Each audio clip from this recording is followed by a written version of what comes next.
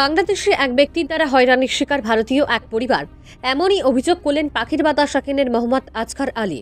ঘটনার বিবরণে জানা যায়, আজ থেকে কয়েক বছর পূর্বে ভারতীয় এক ব্যক্তি একজন লোককে নিয়ে আজকার আলীর সাথে তার নিজের ছেলে বলে পরিচয় দিয়ে বসবাসের জন্য কিছু ভূমি বিক্রি করতে অনুরোধ করলে আজকার আলী সরল মনে অল্প ভূমি ওই আলকাজ মিয়া নামক বাংলাদেশি নাগরিককে দিয়ে দেন।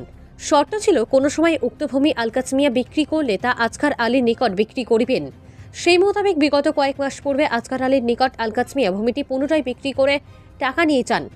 কিন্তু বর্তমানে আলকাজ আলী কিছু মানুষের কুপরামর্শে উক্ত ভূমিসহ আজকার আলীর অন্য ভূমি থেকেও প্রচুর পরিমাণে গাছ ও বাঁশ কাটিয়ে নেন। আজকার আলীর স্ত্রী একজন ক্যান্সার রোগী। তিনি আগরতলায় স্ত্রীকে নিয়ে চিকিৎসায় ছিলেন। খবর পেয়ে গতকাল বাড়িতে এসে ঘটনা দেখে কৈলাসহর থানায় লিখিত অভিযোগ দায়ের করেন।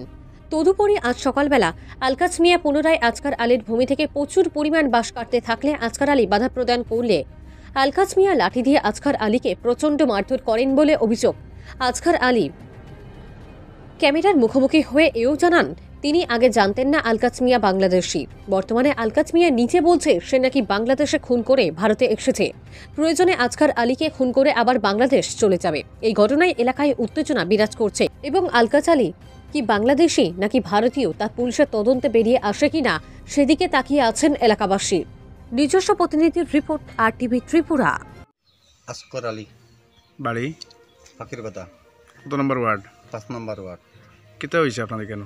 আমার হয়েছে, আমি আমার পরিবারটা লইয়া আমি আগরতলা ক্যান্সার হসপিটালে আজকে 4 দিন হয়েছে। 4 দিন আগে হঠাৎ করিয়া আমার কোলায় কইছে, আব্বা তুমি এই জায়গার টেকা দিলে আর এখন দেখি এই আকাশ মিয়া এখন মানুষ লাগে এরা বা সকলটি দিকে হাঁটি আছে।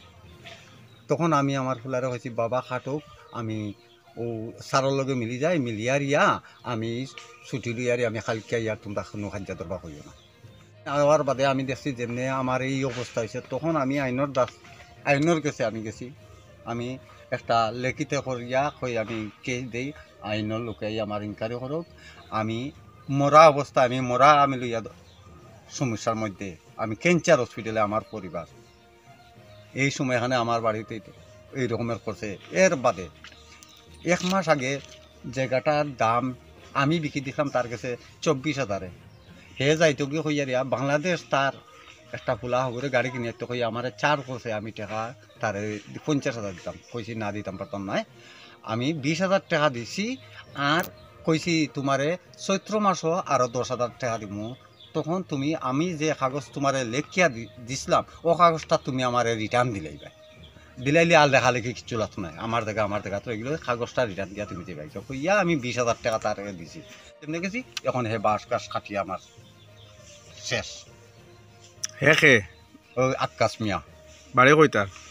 বাড়ি এখন আমি আজ থেকে গড়ে 3 মাস আগে আমি খবর পাইছি কিটা হে তো আসলে আমরা এখানে নাই, হে তো বাংলাদেশি আরেকজন লোকে টান খোয়া হইয়া দিয়া আমার এখানে আনিয়ে রাখছে। ওইখানে ছোটো মোটো একটা গড় হে করিয়া থাকে, মানে আমি যে জায়গাটা দিছি।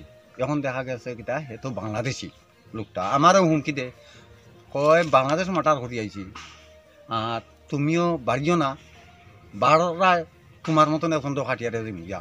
আমি আসাম রই আইছি 3 বছর, ইরানিত রয়েছি 5 বছর।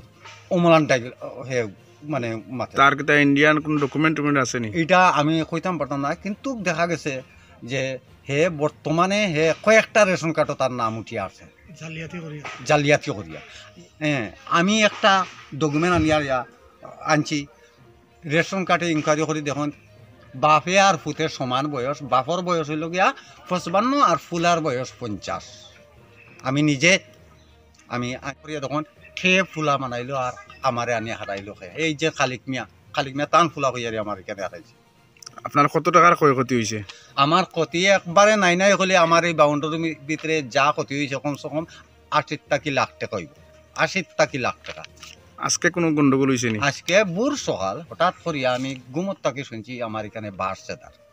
তখন আমি আজকে কই মনে হয় মানুষটা আইসে, মনে হয় আইয়া বাঁশ গাছ একটা মনে হয় কাটে। তখন আমি বাথরুমে গেছি, বাথরুম থেকে উঠিয়া দিয়া আইসি, আমার বাদেও দেখি বাঁশ কাটে।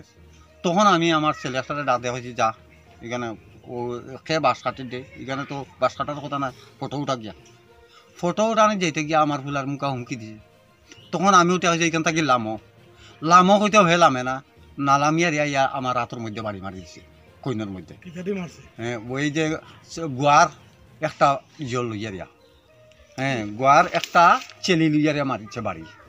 হ্যাঁ মারার বাদে তখন আমি কি করবো, আমার ফুলান যখন তো আইতে উঠিয়া দিছে দৌড় দিতে, তার পকেটে আসলো মোবাইলটা ভালো ইয়া গেছে গিয়া। আমি কি করবো নিয়ে আসলো ইয়া আমি এই মোবাইল লইয়া আমি গিয়া আইনের রাস্তা লইয়া আমি মোবাইল দিয়ে আইছি, থানাত দিয়েছে? থানাত দিয়ে আইছি আমি। এখন মোবাইল হ্যাঁ হ্যাঁ হুমকি কিতা আমারে তো ওই মোবাইল দিয়েও পরে দেখা যায় এই ফোন করা হেন ফোন করা, মোবাইলটা টানাত দিলাম ওখানে, তে টানাত দিছো তে তখন তুমি বেসব করিবা গিয়া আমি মোবাইল টানাত দিলাম ওখানে কইয়া দিয়া আমার এই ধরনের হুমকি দেরা। মানে আপনি কিতা চাইন? এখন আমি আমার এটা মীমাংসা চাই যে আমার এত টাকার ক্ষতিগ্রস্ত আমি ওই জিনিসটা চাই। আর আমার কাছ থেকে 20,000 টাকা নিছে, আমি আমার গলিয়া দিতাম আমার সময় না, আমি কইছি আমার ডকুমেন্ট কোনো লাগতো না, তুমি ঠিক আছে 20,000 নেও তোমার ফুলারে তাই, আর 10,000 টাকা আমি তোমার চৈত্র মাসও দিব, মানিয়া টাকা নিল যদি তাইলে এখন কুইখানের বাস গাছ কে লাগে কাটেটা আমার, ওইটাই আমার প্রতিবাদ। থানাত আপনারা কিচ্ছু কইছে নি? থানা আমি নিয়া দেওয়ার বাদে থানা আমার ওইটা কইছে ঠিক আছে যাও আমি তোমার এটা দেখিয়া দিব, ঠিক আছে, দেখিয়া দিব। আপনি ন্যায় বিচার চাইন? আমি ন্যায় বিচার চাই।